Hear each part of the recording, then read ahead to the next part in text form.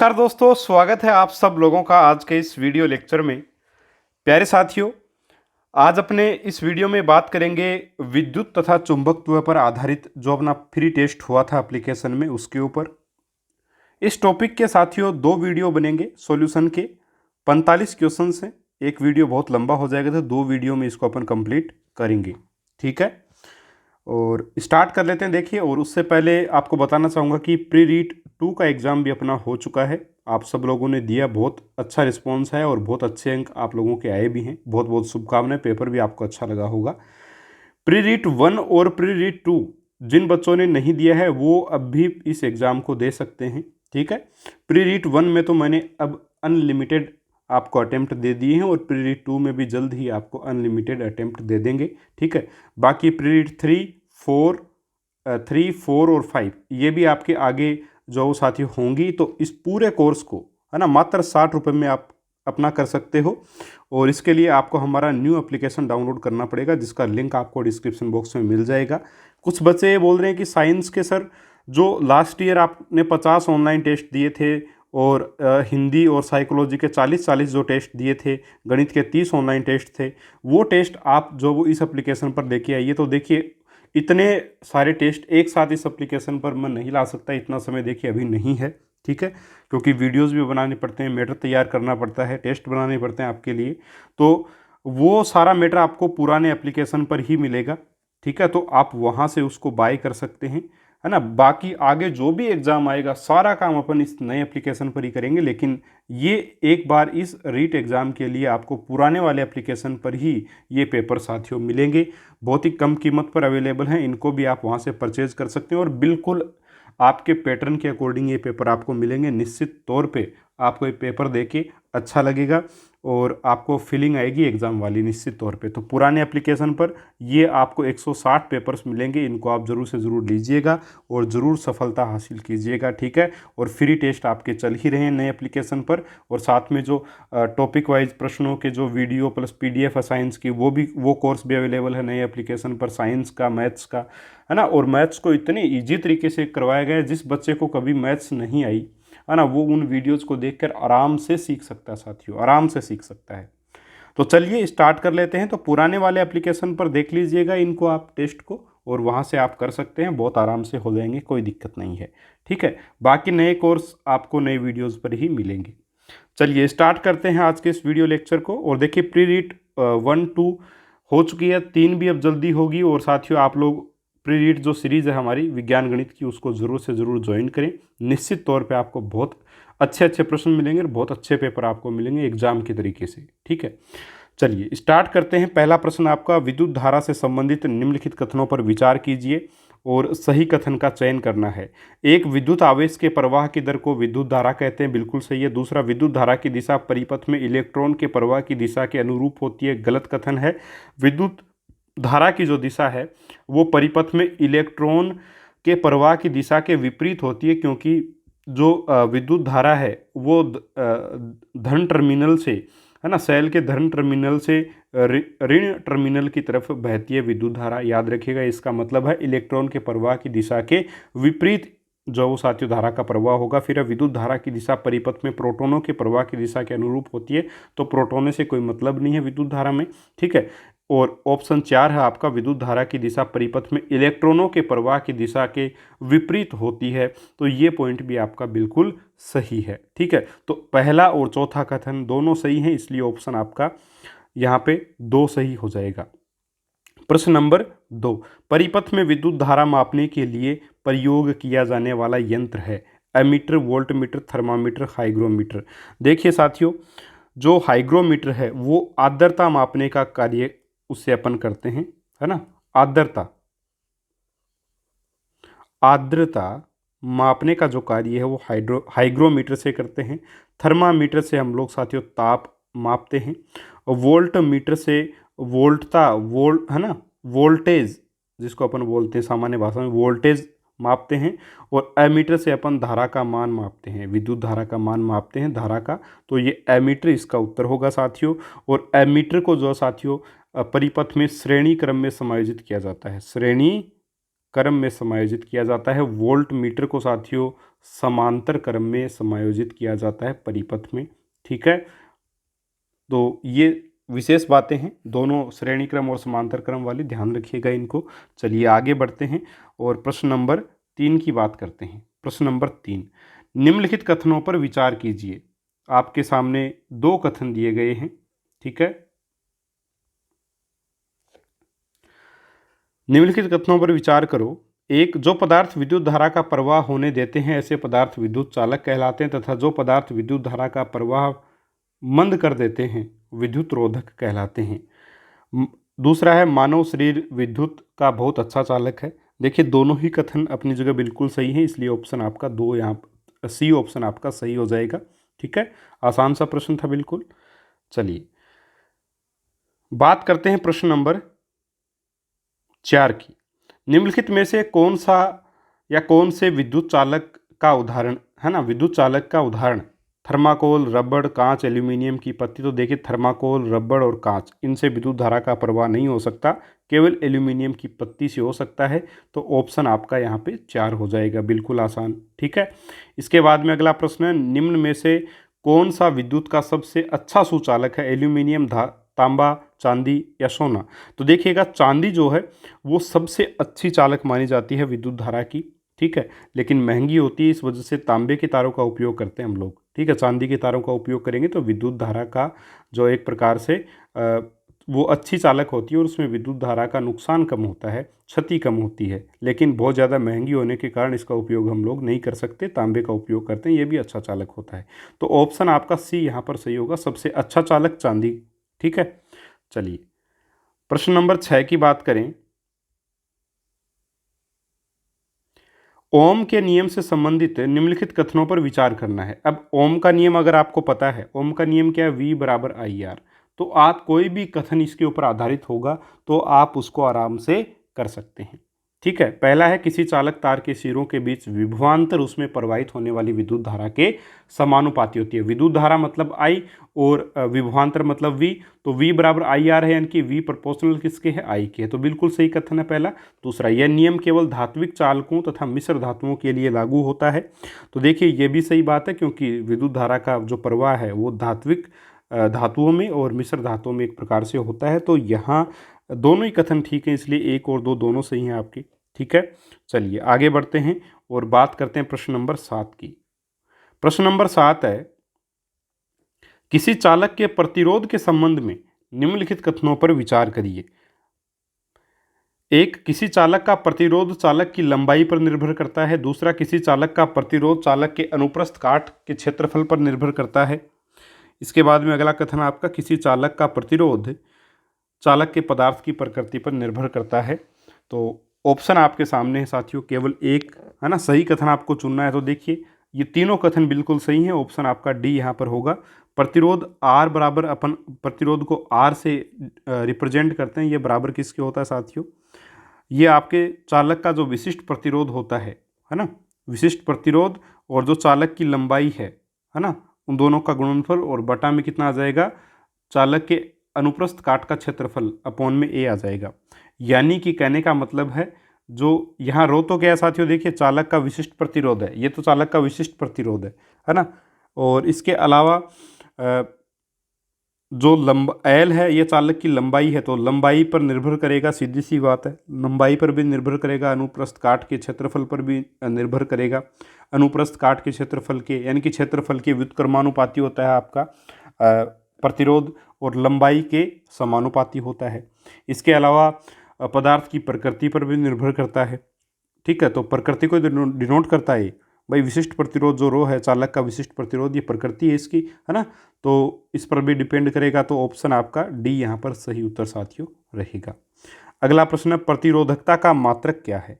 प्रतिरोधकता का मात्रक, तो प्रतिरोधकता का मात्रक देखिए, जो विशिष्ट प्रतिरोध है, देखिए हमने क्या लिखा, R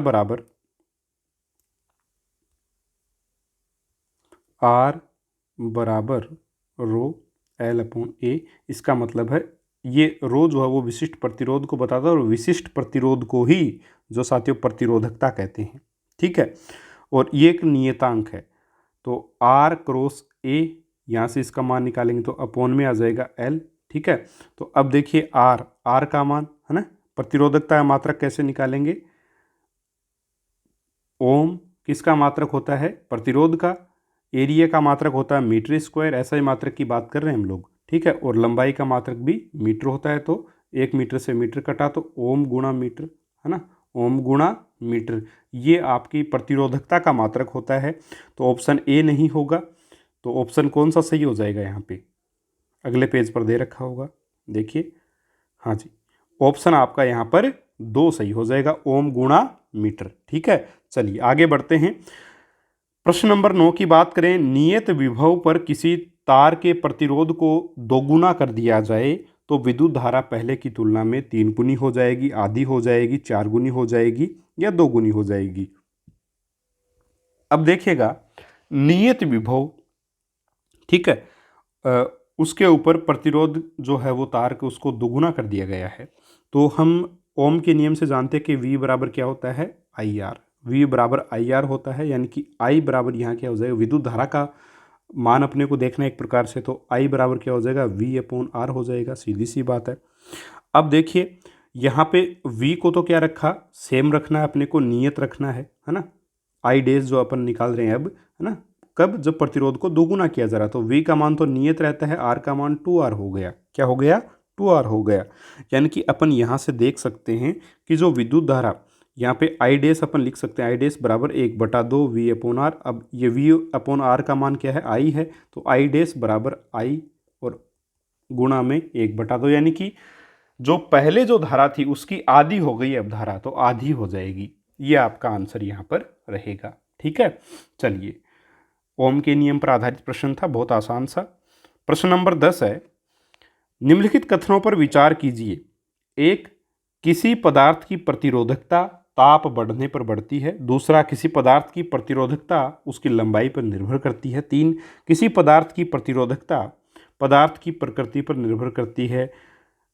इन कथनों में से सत्य कथन कौन सा है, तो देखिए, पदार्थ की जो प्रतिरोधकता है, ठीक है, वो साथियों क्षेत्रफल पर साथियों निर्भर नहीं करेगी, लंबाई और क्षेत्रफल दोनों पर निर्भर नहीं करती है। प्रतिरोधकता जो है वो ताप बढ़ने पर बढ़ती है। इसके अलावा साथियों पदार्थ की प्रकृति पर भी निर्भर करती है, लेकिन प्रतिरोधकता लंबाई और क्षेत्रफल पर निर्भर नहीं करेगी। याद रखिएगा इस कथन को। तो यहाँ जो उत्तर आपका बनेगा वो 1 और 3, ऑप्शन नंबर आपका कौन सा सही होगा, यहाँ पर 1 सही होगा। ठीक है, चलिए अगले प्रश्न को डिस्कस करते हैं, प्रश्न नंबर 11 को। बैटरी अथवा सेल से विद्युत ऊर्जा प्राप्त करने में किस ऊर्जा को विद्युत ऊर्जा में परिवर्तित करते हैं? ऊष्मीय ऊर्जा, सौर ऊर्जा, रासायनिक ऊर्जा, चुंबकीय ऊर्जा। तो इसका उत्तर तो रासायनिक ऊर्जा हो जाएगा भाई, सेल में यही होता है, रासायनिक ऊर्जा विद्युत ऊर्जा में बदलती है। इसके अलावा अगला आपका प्रश्न, प्रश्न नंबर 12, निम्नलिखित कथनों पर विचार कीजिए। विद्युत सेल के दोनों सिरे धनात्मक होते हैं, एक धनात्मक होता है एक ऋणात्मक होता है, तो ये कथन तो बिल्कुल आपका गलत होगा। ठीक है, ये कथन आपका बिल्कुल गलत हो जाएगा। दूसरा, विद्युत सेल के दो टर्मिनलों को मिलाने पर रासायनिक पदार्थ शीघ्र खर्च हो जाता है, ये बिल्कुल सही पॉइंट है। विद्युत सेल के 2 टर्मिनलों को मिलाने पर उसके रासायनिक पदार्थ शीघ्र खर्च होंगे, है ना भाई, मिलाएंगे तभी तो विद्युत खर्च होगा। तो दूसरा जो आपका पॉइंट है वो सही है, केवल 2 यहाँ पर आपका उत्तर होगा। चलिए प्रश्न नंबर 13 की बात करते हैं। निम्नलिखित कथनों पर विचार कीजिए। निम्नलिखित कथनों पर विचार कीजिए। कथन क्या है, देखिए, एक, बंद विद्युत परिपथ में विद्युत धारा की दिशा विद्युत सेल के टर्मिनल के धनात्मक सिरे से ऋणात्मक सिरे की ओर होती है। ठीक है, अगला आपका पॉइंट है, तो देखिए ये पॉइंट सही है, धनात्मक से ऋणात्मक की तरफ ही जाता है विद्युत धारा।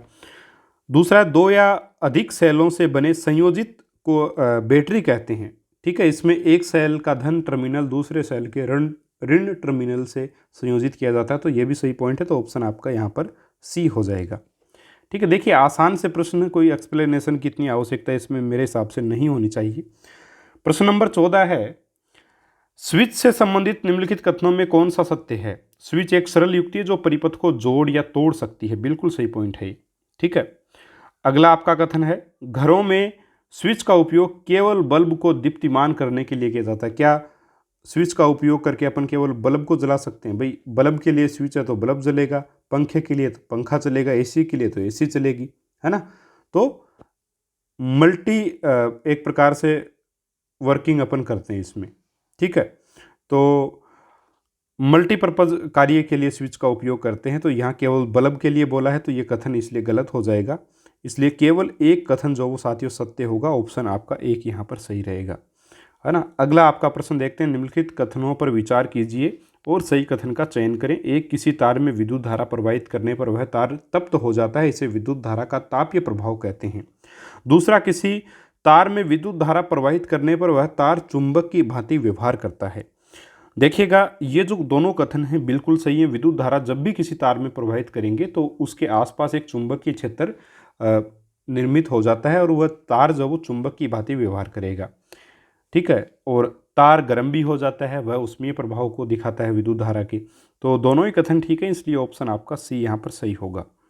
अगला आपका प्रश्न है प्रश्न नंबर 15। विद्युत धारा प्रवाहित करने पर किसी प्रतिरोधक में उत्पन्न होने वाली ऊष्मा निम्न में से किस पर निर्भर करती है।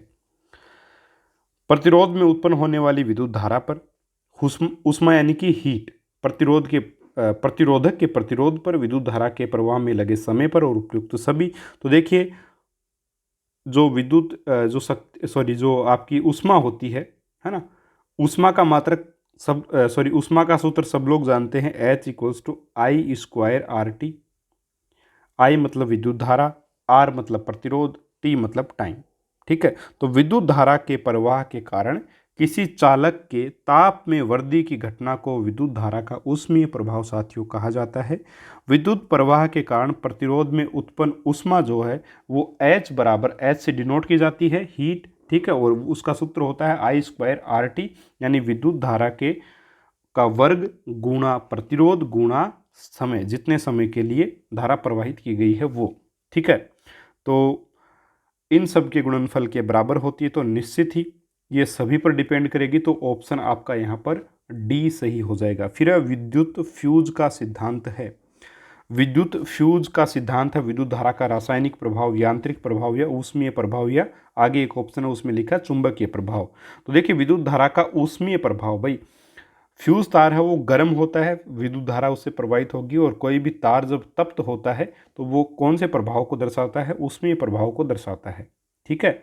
चलिए आगे बढ़ते हैं, प्रश्न नंबर 18 की बात करते हैं।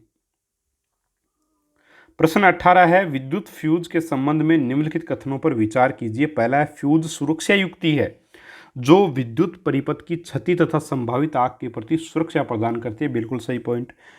इनका उपयोग लघु पतन को रोकने के लिए करते हैं, यानी कि शॉर्ट सर्किट को रोकने के लिए करते हैं फ्यूज का उपयोग, ये भी सही है। फिर है, उच्च विद्युत धारा के प्रवाहित होने से विद्युत फ्यूज के तार पिघल जाते हैं, ये भी बिल्कुल सही है। क्यों पिघल जाते हैं? ताकि पिघल जाने से फ्यूज एक प्रकार से आपका, अपन बोलते हैं देसी भाषा में, फ्यूज उड़ जाएगा तो आगे धारा प्रवाहित नहीं होगी और आपके जो आगे उपकरण लगे हुए हैं वो बच जाएंगे।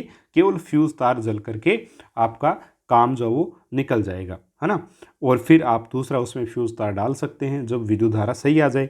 कभी कभी लाइट खराब आ जाती है तो ऐसा हो जाता है ना। तो आपका सारे ऑप्शन ठीक हैं, इसलिए सारे कथन सही हैं, इसलिए ऑप्शन आपका डी यहाँ पर उत्तर जो वो रहेगा। अगला प्रश्न है, टंगस्टन धातु के संदर्भ में निम्नलिखित में से कौन सा कथन सत्य है। अब देखिए, मैं चाहता तो ये प्रश्न बना देता कि विद्युत बल्ब में, ठीक है, बल्ब है, बल्ब से लिख दिया गलती से, विद्युत बल्ब में किस धातु का उपयोग करते हैं अपन, है ना। जो फिलामेंट है वो किस धातु का बनाया जाता है, ये सीधा सीधा प्रश्न बना देता, टंगस्टन, है ना, उत्तर हो जाता। लेकिन इस प्रश्न से आपके देखिए कितने पॉइंट्स क्लियर होंगे टंगस्टन से संबंधित। तो देखिए, विद्युत बल्ब में टंगस्टन का उपयोग किया जाता है, बिल्कुल सही पॉइंट है, फिलामेंट बनाने के लिए। फिर टंगस्टन उच्च गलनांक की प्रबल धातु होती है, उच्च गलनांक की, यानी कि उच्च ताप पर पिघलता है, ऐसे नहीं पिघलता, बहुत अधिक उच्च ताप आ जाए। फिर टंगस्टन का गलनांक देखिए 3380 डिग्री सेंटीग्रेड, इतना तापमान होने पर पिघलता है, ऐसे नहीं पिघलता। उपयुक्त सभी, तो बिल्कुल सारे ही पॉइंट बिल्कुल सही हैं, तो उपयुक्त सभी इस प्रश्न का उत्तर होगा। इसीलिए 3380 डिग्री सेंटीग्रेड टंगस्टन का एक प्रकार से आपका क्या होता है, टंगस्टन धातु जो है वो 3380 डिग्री 3380 डिग्री सेंटीग्रेड पर पिघलती है या टूटती है, ये मान लीजिए, है ना। इसीलिए इसका उपयोग विद्युत बल्ब में साथियों किया जाता है। तो ऑप्शन आपका डी यहाँ पर सही उत्तर जो है वो रहेगा। अगला आपका प्रश्न है प्रश्न नंबर 20। बल्बों में रासायनिक दृष्टि से निम्नलिखित कौन सी अक्रिय गैस भरी जाती है? तो बल्ब में साथियों आर्गन और नाइट्रोजन ये दोनों गैसेस भरी जाती हैं। ठीक है, तो यहाँ आपका उत्तर बनेगा 1 और 3, यानी कि ऑप्शन ए यहाँ आपका उत्तर जो साथियों रहेगा। ठीक है, क्योंकि निष्क्रिय गैसों द्वारा जो साथियों आर्गन निष्क्रिय गैस तो है, क्योंकि निष्क्रिय गैस है इसलिए इसके द्वारा तंतु का ऑक्सीकरण एवं वाष्पीकरण नहीं हो पाता और बल्ब की दक्षता व आयु जो साथियों बढ़ जाती है। ठीक है, तो नाइट्रोजन है वो भी निष्क्रिय अक्रिय गैस है और आर्गन भी है, इसीलिए इनका उपयोग जो साथियों किया जाता है। चलिए, ऑप्शन आपका ए यहाँ पर सही हो जाएगा। प्रश्न नंबर 21 नीचे ही है क्या? प्रश्न नंबर 21 को देखिए। प्रश्न नंबर 21 है, एक मकान में दो बल्बों में से एक दूसरे से अधिक चमकदार है। इन दोनों में से किस बल्ब में उच्चतर अवरोध है? एक मकान में दो बल्ब हैं, एक बल्ब दूसरे से अधिक चमकदार है। मंद रोशनी वाले बल्ब में देखिए पूछा क्या है, प्रतिरोध किस में ज़्यादा है? भाई जितना अवरोध या प्रतिरोध होगा उतना ही वह कम चमकदार होगा, यानी कि जो मंद रोशनी दे रहा है ना उसका अवरोध या प्रतिरोध बहुत ज़्यादा है, इस वजह से उसमें रोशनी कम है क्योंकि लाइट कम पहुंच रही है। अधिक रोशनी देने वाले में प्रतिरोध कम है, विद्युत धारा अधिक प्रवाहित हो रही है, इसलिए वो अधिक रोशनी दे रहा है। तो ऑप्शन आपका यहाँ सही होगा ए। ठीक है, क्योंकि और सब लोग आप जानते हो कि शक्ति जो का मात्रक जो होता है ना, जो शक्ति का मात्रक होता है वो होता है v² बटा में r। ठीक है, चलिए मात्रक नहीं सॉरी फॉर्मूला इसका जो है ना शक्ति का, सब पढ़ाए हुए हैं आपको साथियों, बहुत अच्छे से पता भी होंगे ये तो। प्रश्न नंबर 22 की बात करते हैं। विद्युत लेपन के संदर्भ में निम्नलिखित कथनों पर विचार करना है और सत्य कथन को छांटना है। पहला है, विद्युत लेपन विद्युत द्वारा किसी पदार्थ पर किसी वांछित धातु की परत निक्षेपित करने की प्रक्रिया है। बिल्कुल सही कथन। दूसरा, विद्युत लेपन विद्युत धारा के रासायनिक प्रभाव को दर्शाता है। ये भी सही है। फिर आभूषण बनाने वाली सस्ती धातुओं पर विद्युत लेपन नहीं किया जा सकता। बिल्कुल किया जा सकता है भाई, सस्ती धातुओं पर महंगी धातुओं का लेपन करके ही तो साथियों नकली सोने के आभूषण बेचे जाते हैं, तो कर ही सकते हैं, है ना। तो यहाँ जो अगर अपन देखें आपको सत्य कथन बताना है तो ये बोला विद्युत लेपन नहीं किया जा सकता, जबकि किया जा सकता है, तो ये कथन तो गलत है।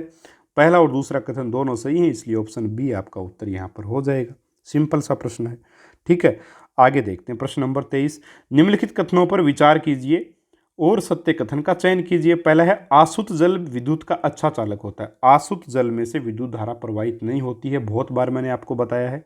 आसुत बिल्कुल शुद्ध जल जो है, आसुत जल मतलब शुद्ध जल जिसमें किसी प्रकार की मिलावट नहीं है, है ना, तो उस जल में कभी भी विद्युत धारा साथियों प्रवाहित नहीं हो सकती है, ये याद रखिएगा। ठीक है। दूसरा, पेयजल में खनिज लवणों की अल्प मात्रा प्राकृतिक रूप से होने के कारण यह विद्युत का सुचालक होता है। तो बिल्कुल सही बात है, पेयजल जो है वो आपका सुचालक होता है। फिर तीसरा आपका कथन है, जल में नमक मिलाने पर वह विद्युत का अच्छा चालक बन जाता है। तो ये भी सही कथन है आपका। तो जल में अपन कुछ भी मिला दें शुद्ध जल में तो वो अच्छा चालक आपका बन जाता है, विद्युत धारा का चालक बन जाता है। लेकिन एकदम आसुत जल है तब वो विद्युत धारा का चालक नहीं रहेगा। ठीक है, तो 2 और 3 यहाँ पर आपके सही हैं, बाकी पहला कथन आपका गलत है। प्रश्न नंबर 24 है, दक्षिण हस्त अंगुष्ठ नियम के अनुसार सत्य कथन है। अंगूठा विद्युत धारा की दिशा को बताता है। ठीक है, अंगूठा चुंबकीय क्षेत्र की दिशा को बताता है। अंगुलियां विद्युत धारा की दिशा की ओर संकेत करती हैं। अंगूठा विद्युत धारा का केवल परिमाण बताता है। तो देखिए इसमें उत्तर सही होगा आपका ऑप्शन ए, अंगूठा विद्युत धारा की दिशा की ओर संकेत करता है। देखिए दक्षिण हस्त नियम जो है वो मैंने आपको बताया भी था। इसमें क्या होता है, यदि अपन दाएं हाथ में एक सीधे धारावाही चालक को इस प्रकार पकड़ें कि अंगुलियां तार पर लिपटी हों। ठीक है, आप अपनी पेंसिल को पकड़ सकते हैं, तार समझ के पकड़ सकते हैं सब लोग। तो अंगुलियां जो हैं जो इस पेंसिल के चारों तरफ हैं लिपटी हुई हैं कुछ इस प्रकार से। ये देखिए पेंसिल आपकी, इसके ऊपर इस प्रकार से आपकी अंगुलियां जो हैं वो हैं। ठीक है, कुछ इस प्रकार से आपकी अंगुलियां जो हैं वो रहेंगी और कुछ इस प्रकार से आपका अंगूठा जो साथियों रहेगा। ठीक, और ये आपने हाथ से इसको पकड़ रखा है। ठीक है, अब देखिए, तो यहाँ क्या होगा, अंगुलियां तार पर लिपटी हों तो अंगूठा धारा की दिशा को, तो ये अंगूठा धारा की दिशा को बताएगा। ठीक है, और जो लिपटी हुई ये अंगुलियां हैं ये चुंबकीय क्षेत्र को बताती हैं, चुंबकीय बल रेखाओं को की दिशा को बताती हैं एक प्रकार से। ठीक है, चुंबकीय बल रेखाओं की दिशा को प्रदर्शित करती हैं इस प्रकार से। ठीक है, तो यहाँ जो आपका उत्तर बनेगा वो ऑप्शन आपका बनेगा ए। ठीक है, ये नियम था साथियों, याद होगा आप सभी को। प्रश्न नंबर 25 है, परिनालिका की निम्नलिखित विशेषताओं में से कौन सी विशेषता सत्य है। परिनालिका के अंदर चुंबकीय क्षेत्र रेखाएं समांतर सरल रेखाओं की भांति होती हैं। दो, परिनालिका के अंदर सभी बिंदुओं पर चुंबकीय क्षेत्र समान होता है। तीन, परिनालिका का उपयोग विद्युत चुंबक बनाने में किया जाता है। ठीक है, तो देखिए ये बिल्कुल आपका सही, सारे कथन बिल्कुल सही हैं परिनालिका के लिए, इसलिए ऑप्शन यहाँ आपका डी सही होगा। एनसीईआरटी की पुस्तक में साथियों ये देख लीजिएगा, इसको परिनालिका को थोड़ा और डिटेल से पढ़ लीजिएगा। ठीक है, अगला आपका प्रश्न है, विद्युत मोटर में ऊष्मा को विद्युत ऊर्जा में बदलते हैं। तो देखिए विद्युत मोटर जो वो जाहिर सी बात है किससे चलेगी, विद्युत से चलेगी, तो विद्युत तो बनेगी नहीं इससे, तो पहला पॉइंट तो गलत है। विद्युत ऊर्जा जो मोटर है, विद्युत मोटर जो है वो साथियों जो विद्युत ऊर्जा होती है उसको किस में बदलती है, यांत्रिक ऊर्जा में बदलती है। विद्युत ऊर्जा को किस में बदलती है, यांत्रिक ऊर्जा में, तो ऑप्शन आपका यहाँ पे सी सही होगा। अगला प्रश्न आपका, लघु पथन के समय परिपथ में विद्युत धारा का मान बहुत अधिक बढ़ जाता है, कम हो जाता है, परिवर्तित नहीं होता। तो देखिए लघु पथन जिसको शॉर्ट सर्किट बोलते हैं वो कब होता है, जब साथियों फ्यूज उड़ जाता है तो शॉर्ट सर्किट हो जाता है। फ्यूज उड़ने का मतलब है विद्युत धारा का मान एकदम से बहुत ज़्यादा आया है, इस वजह से वो फ्यूज तार आपका उड़ गया है। ठीक है, तो ये लघु पथन की स्थिति है। लघु पथन के समय परिपथ में विद्युत धारा का मान बहुत अधिक बढ़ जाता है, इस वजह से ऐसा होता है। ठीक है, तो लघु पथन के समय परिपथ में विद्युत धारा का मान बहुत अधिक बढ़ जाता है, क्योंकि लघु पथन के समय विद्युत में तार तथा उदासीन तार दोनों सीधे संपर्क में आ जाते हैं, इस वजह से ऐसा होता है। फिर फ्यूज भी जो साथियों अगर सही है तो उड़ जाता है, नहीं तो नुकसान अपने को होता है। चलिए आगे बढ़ते हैं 28 नंबर प्रश्न की तरफ। प्रश्न 28 है, घरों में जो हमारे घरों में विद्युत सप्लाई होती है उसकी आवृत्ति और वोल्टेज क्या है। तो भारत में साथियों देखिए जो विद्युत सप्लाई होती है घरों में वो 50, उसकी आवृत्ति तो 50 हर्ट्ज। हर्ट्ज देखिए विद्युत आवृत्ति का जो मात्रक है वो हर्ट्ज है, तो 50 हर्ट्ज इसकी आवृत्ति होती है और वोल्टेज इसके होते हैं 220 वोल्टेज। ठीक है, तो यहाँ उत्तर क्या बनेगा आपका, ऑप्शन नंबर बनेगा ए। ठीक है, ऑप्शन ए यहाँ पर आपका आंसर जो वो साथियों बनेगा। चलिए उम्मीद करूँगा आपको अच्छे से समझ में आ गया होगा। याद रखिएगा इस पॉइंट को, एनसीईआरटी और आरबीएससी दोनों बुक्स में ये प्रश्न पूछा जा सकता है। रीट में देखिए सीधे प्रश्न ज़्यादा बनते हैं और इस प्रकार के प्रश्न मैंने आपके लिए इसलिए बना रखे हैं ताकि आपको कम प्रश्नों में पूरा टॉपिक क्लियर हो जाए। 29 नंबर प्रश्न है, घरेलू विद्युत तार स्थापन मूलतः श्रेणी संबंधन होता है, समांतर संबंधन होता है। तो देखिए समांतर क्रम में ही लगाए जाते हैं घरों में विद्युत तार, तो ऑप्शन आपका कौन सा सही होगा, ऑप्शन आपका यहाँ पर जो सही होगा वो बी ऑप्शन आपका सही करेक्ट उत्तर जो वो इसका साथियों रहेगा। चलिए प्रश्न नंबर 30 की बात करते हैं। प्रश्न नंबर 30 है, विद्युत उपकरणों में अर्थ का उपयोग करते हैं खर्च को कम करने के लिए, क्योंकि उपकरण 3 फेज में काम करते हैं, सुरक्षा के लिए, फ्यूज के रूप में। तो देखिए 3 फेज में काम करते हैं, कोई ज़रूरी थोड़ी है 2 में भी करते हैं कुछ, है ना, लेकिन सुरक्षा के लिए ज़रूरी है। सुरक्षा के लिए विद्युत उपकरणों में अर्थ का उपयोग किया जाता है। विद्युत उपकरणों में 3 साथियों पिन होती हैं, अपन देखते हैं जो प्लग होता है उसमें 3 पिन होती हैं। मोटी पिन का जो संबंध है वो अर्थ जो ऊपरी ऊपर होता है, मोटी पिन का जो संबंध इस प्रकार से कोई आप जानते ही हो फ्यूज होता है आपका, उसमें ये जो मोटी पिन ऊपरी ऊपर होती है, 2 पिन फिर ऐसी होती हैं। तो इसमें जो मोटी पिन जो है, ये मोटी पिन जो है ये अर्थ से संबंधित एक प्रकार से इसका अर्थ से संबंध होता है। अर्थ यानी पृथ्वी से इसका संबंध होता है। अर्थ का कनेक्शन इसलिए किया जाता है ताकि उपकरण जीवित परिपथ यानी कि जब लाइट उसमें हो, लाइव सर्किट है ना, से संबंध होने से पहले पृथ्वी से जुड़ सके और अतिरिक्त वोल्टेज को नियंत्रित वो कर सके। तो सुरक्षा के लिए ऐसा किया जाता है।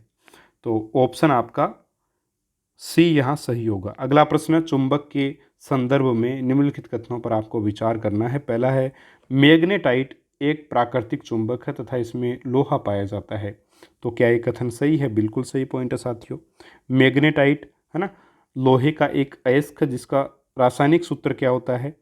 Fe3O4। यह है मैग्नेटाइट, इसमें लोहा भी पाया जाता है, तो यह पॉइंट भी सही है। तो पहली बात सही। दूसरा, जिन पदार्थों में लोहे को आकर्षित करने का मूल होता है, ठीक है, वे पदार्थ चुंबक कहलाते हैं। मूल नहीं, एक गुण होना चाहिए था, ठीक है। तो जिन पदार्थों में लोहे को आकर्षित करने का गुण होता है वे पदार्थ चुंबक कहलाते हैं, ठीक है, ये पॉइंट भी सही है। फिर तीसरा, दो चुंबक के समान ध्रुव एक दूसरे को आकर्षित करते हैं जबकि असमान ध्रुव प्रतिकर्षित करते हैं। तो देखिए ये गलत कथन है। समान ध्रुव प्रतिकर्षित जबकि असमान ध्रुव आकर्षित करते हैं। तो एक और दो, केवल यही कथन आपके सही हैं, इसलिए उत्तर आपका बनेगा एक और दो, ऑप्शन बी यहाँ पर आपका आंसर बनेगा। चलिए बात करते हैं प्रश्न नंबर 32 की। प्रश्न नंबर 32 है, निम्न में से चुंबकीय पदार्थ है। चुंबकीय पदार्थ कौन सा है? कोबाल्ट, तांबा, सीसा और लकड़ी। देखिए लकड़ी तो चुंबकीय पदार्थ हो नहीं सकता, सीसा भी नहीं है, तांबा भी नहीं है। कोबाल्ट जो है वो आपका चुंबकीय पदार्थ है। कोबाल्ट के अलावा लोहा, निकल, ये भी आपके चुंबकीय पदार्थ हैं। इसके अलावा जैसे चमड़ा हो गया, लकड़ी हो गई, कांच हो गया, प्लास्टिक की चीज़ें हो गई, ये सारी अचुंबकीय चीज़ें हैं। तो ऑप्शन आपका यहाँ पे ए हो जाएगा, ठीक है। प्रश्न नंबर 33 की बात करें अपन। प्रश्न नंबर 33 है, निम्नलिखित में से असत्य कथन का चयन करना है। असत्य कथन का चयन करना है। पहला कथन है, प्रत्यावर्ती धारा में यानी अल्टरनेटिंग करंट एसी जो इस प्रकार से चलती है, ठीक है, धारा में प्रत्येक आधे चक्कर में धारा की दिशा बदलती है। बिल्कुल सही बात है, देखिए, ठीक है। तो आपको असत्य कथन चुनना है, तो ये तो आपका आंसर नहीं होगा। क्यों नहीं होगा? क्योंकि ये तो सत्य कथन है। प्रत्येक आधे चक्कर में अपनी धारा जो वो दिशा जो वो बदल लेती है। फिर दिष्ट धारा की आवर्ती शून्य होती है। देखिए दिष्ट धारा इस प्रकार से सीधी चलती है, तो इस प्रकार से चलती है, इस वजह से इसमें कोई एक प्रकार से फ्लक्चुएशन आता ही नहीं है, आवर्ती इसकी होती नहीं है साथियों कोई, तो आवर्ती शून्य होती है, ठीक है। और दिशा भी ये धारा जो वो बदलती नहीं है। इसके अलावा किसी कुंडली, तीसरा कथन आपका, किसी कुंडली इन चुंबक के बीच, कुंडली एवं चुंबक के बीच सापेक्ष गति के कारण, ठीक है, कुंडली में उत्पन्न विद्युत प्रभाव को देखिए विद्युत चुंबकीय प्रेरण कहा जाता है। देखिए इसमें क्या कहा गया है कि कोई कुंडली है, ठीक है, और चुंबक के बीच, कुंडली जब उस चुंबक के बीच में गति करती है, चुंबक उसके इर्द गिर्द जब गति करती है, जैसा कि विद्युत जनित्र में होता है ना, सापेक्ष गति के कारण कुंडली में उत्पन्न विद्युत प्रभाव को विद्युत चुंबकीय प्रेरण कहा जाता है। जनित्र यानी कि विद्युत जो जनित्र होता है, विद्युत जनित्र नहीं, जनित्र है ना, जनरेटर जिसको देसी भाषा में अपन बोलते हैं, जनित्र विद्युत चुंबकीय प्रेरण सिद्धांत पर कार्य करता है। उसमें अपन जनरेटर में एक छोटा सा इंजन होता है जिसमें ऑयल डलता है, ठीक है, और ऑयल से वो स्टार्ट होता है। स्टार्ट होने के बाद में जो उसकी कुंडली है वो घूमेगी और उसके चारों तरफ चुंबक होती है, तो विद्युत एक प्रकार से चुंबकीय प्रेरण सिद्धांत पे वो कार्य करेगा और विद्युत धारा वहाँ से एक प्रकार से विद्युत अपने को प्राप्त, उस यानी यांत्रिक ऊर्जा जो है उसकी वो विद्युत ऊर्जा में परिवर्तित होती है। चुंबकीय फ्लक्स का मात्रक एम्पियर होता है। तो देखिए चुंबकीय फ्लक्स का जो मात्रक है वो वेबर होता है, वेबर है ना। विद्युत धारा का मात्रक एम्पियर होता है, चुंबकीय फ्लक्स का मात्रक जो वेबर होता है। और चुंबकीय फ्लक्स होता क्या है? चुंबकीय फ्लक्स होता है किसी चुंबकीय क्षेत्र में रखे पृष्ठ से गुजरने वाली चुंबकीय बल रेखाओं की संख्या, उस पृष्ठ के से संबंधित चुंबकीय फ्लक्स कहलाता है, ठीक है। तो यहाँ आपका आंसर बनेगा ऑप्शन नंबर 4, ये आपका गलत कथन है। अगला आपका प्रश्न है, विद्युत करेन विद्युत धारा के किस प्रभाव पर कार्य करेगी? तो देखिए विद्युत करेन जो वो चुंबकीय प्रभाव पर कार्य करती है, ठीक है। चलिए इसके अलावा विद्युत घंटी हो गई, टेलीफोन, टेलीग्राफ, ये सारे के सारे चुंबकीय प्रभाव पर ही कार्य करते हैं। प्रश्न नंबर 35 आपका असत्य कथन आपको देखना है। पहला आपका पॉइंट है, निम्न में से असत्य कथन है हाँ जी, निम्न में से असत्य कथन है। एक अश्वशक्ति यानी कि एक हॉर्स पावर 1 एचपी कितने के बराबर 746 वाट, बिल्कुल सही है। दूसरा, समांतर क्रम संयोजन में सभी प्रतिरोधों के मध्य विभवांतर का मान समान होता है और विद्युत धारा का मान अलग अलग होता है। जो भी समांतर क्रम संयोजन होता है, याद रखिएगा प्रतिरोधों का जो मान है, ठीक है भाई, क्या लिखा देखिए, सभी प्रतिरोधों के मध्य विभवांतर का मान क्या होता है, समान होता है, नियत रहता है, और विद्युत धारा का मान बदलता है, अलग अलग होता है। श्रेणी क्रम की बात करें तो इसमें चालक तारों में धारा का मान तो क्या होता है, समान होता है, सब में आई का मान समान होता है विद्युत धारा का, लेकिन विभवांतर V1 V2 V3 इस प्रकार से जितने भी प्रतिरोध होंगे वैसे वैसे विभवांतर का मान होगा, तो विभवांतर इसमें अलग अलग होता है। ये दोनों पॉइंट भी आपके सही हैं, तो इनमें से कोई नहीं ये उत्तर होगा, क्योंकि असत्य कथन पूछा जबकि ये सारे ही सत्य हैं, इसलिए ऑप्शन आपका सही हो जाएगा डी। प्रश्न नंबर 36 है, अर्धचालक पदार्थ का ताप बढ़ाने पर प्रतिरोध बढ़ता है, घटता है, समान रहता है, या इनमें से कोई नहीं।